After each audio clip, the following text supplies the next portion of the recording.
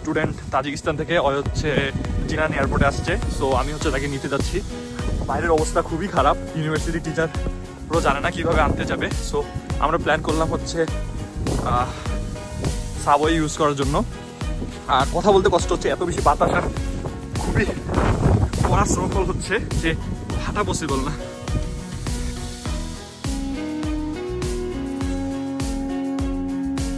আজকের দিনটা বেশ চ্যালেঞ্জিং। তুষারপাত এতটাই জোরালো যে বিমানবন্দরে পৌঁছানো সম্ভব হচ্ছে না।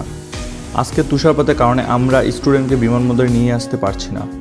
স্টুডেন্টের ফ্লাইট টাইম ডিলে হওয়ার কারণে আমরা নেক্সট দিনের প্ল্যান করি।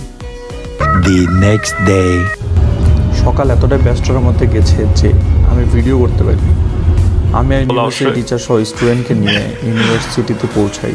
ইউনিভার্সিটির নাম হচ্ছে Shandong university art and design, যে ইউনিভার্সিটি চায়নাতে আর্ট অ্যান্ড ডিজাইনের জন্য নাম্বার 3 অ্যান্ড শ্যানডং প্রভিন্সে নাম্বার 1।